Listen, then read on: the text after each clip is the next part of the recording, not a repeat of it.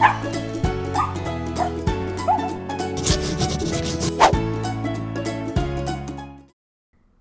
everyone, it's Joy here for Pawsome Stamps. Today I made a super cute nighttime scene card using the really darling Playful Pandas Stamp and coordinating die. So first I'm going to start with a masking stencil that I have for my stash and a piece of white cardstock that is measured to an A2 size. Now if you don't have a masking stencil, you can just use some low tack tape to tape yourself a frame in the center of your card panel. I also have a piece of masking tape that I die cut a circle from. This is going to be our moon for our nighttime scene. So I want to mask that area out. So I'm just going to lay that down over my masking stencil, but onto my cardstock as well. So I'm going to just push that down in place. And then we're going to come in and do some ink blending.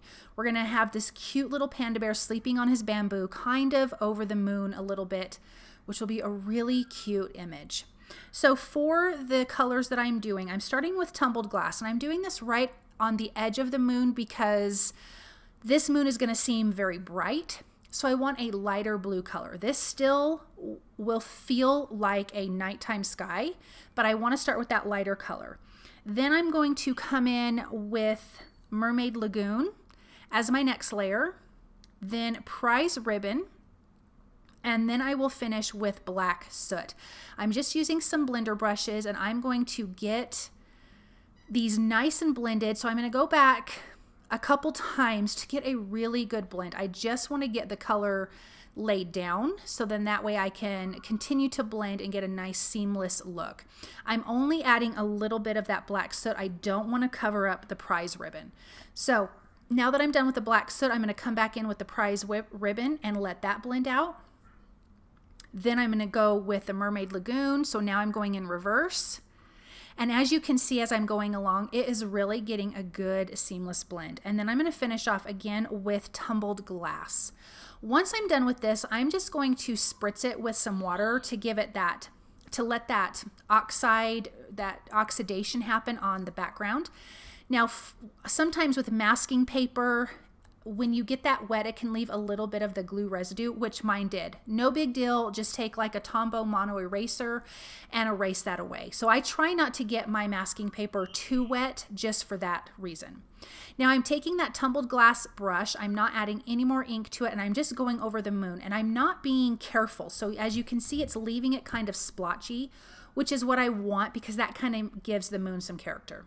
I'm coming in with some Distress spray stain in Picket Fence and just tapping that over my whole background. I still have my masking stencil on, so if you're using tape or whatever, leave that on through this whole process.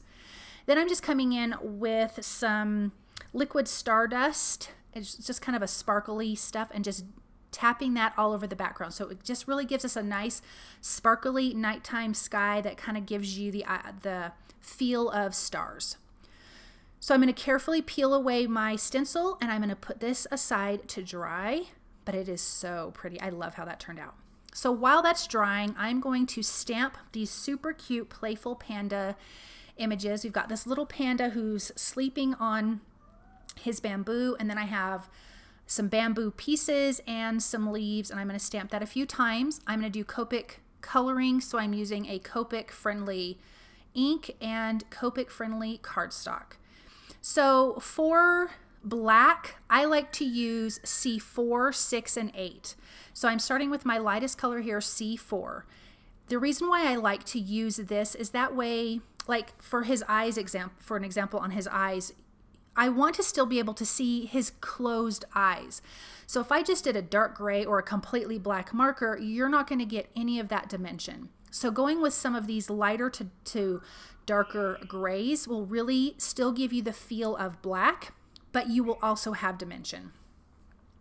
So I'm coming in with C8, adding that really dark shadow, then C6, blending that out a little further, and then finally again blending out with that lightest color, C4. So you can see on his eyes now, you still can see that his cute little eyes are closed. I'm going to go back through one more time because I usually tend to do this twice, and I feel like when I do it twice, I get a really good blend and exactly how I want it to look. For the white part of his body, I'm actually going to be using C2 and 1 and then my blender pen. So a little bit of C2 where I would just have a natural darker shadow. And then C1 is to add the white part of the panda bear. If I just left it plain, it would actually look like it's not colored. So adding a little bit of a light gray helps that. And then I blended that out with my blender pen just lightly. I came in with R00 for the inside of the ears and his cute little cheeks. For the bamboo, I am using YG25, 17, and G46. And I'm going to do this for all the pieces of bamboo and all of the leaves, keeping it super, super simple. But I think this is a really good green combination for these images. So I'm going to finish these out. I will color most of these off screen, but I did want to show you underneath the panda bear. I did use the G46 and made this a lot darker because it was underneath him. I don't usually color for light sources. I did kind of keep that in mind because he's by the moon, but just underneath him is going to be a little bit darker. So it won't have as much light area as the other pieces of bamboo. So I'm going to finish adding those details. And then I'm going to use the coordinating dies to die cut these out. And if you don't have these, obviously you can just use your scissors and fussy cut that. That is just not my thing. I really love a good die cut. So I'm just using some low tack tape, put those in place, run that through my die cut machine, and die cut out all of my images. It does go really super, super quick. Now I just decided to come back in with the C1 marker and add a few little bits of dot detail to the white part of the panda just to give him some texture to his fur. Isn't he cute?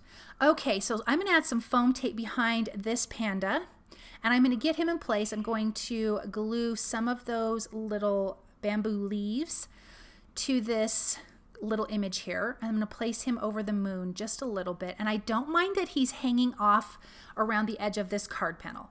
I did also want to mention I did trim this down 1/4 of an inch on all sides, so I still have a white frame, but I wanted to also be able to pop this up on the card panel. I'm going to adhere the rest of these cute little pieces of bamboo, and then we're going to come in with the sentiment that says miss you, and I'm going to stamp that on white cardstock with black ink. I'll just trim that out with my paper trimmer and I'll pop that up with foam tape as well. I really love my sentiments for most of the time to be popped up with foam tape and have some dimension. Then I'm going to finish this off by adding it to a white A2 size card panel and then adding a few little wooden hearts to this. I thought the wood hearts would be super, super cute. And then this card is completely finished. So simple, so easy, but so darn cute. And look at that little panda bear. He just looks so, so huggable. I want to thank you guys so very much for stopping by and watching. I hope that you enjoyed this video, and I will see you guys soon. Bye.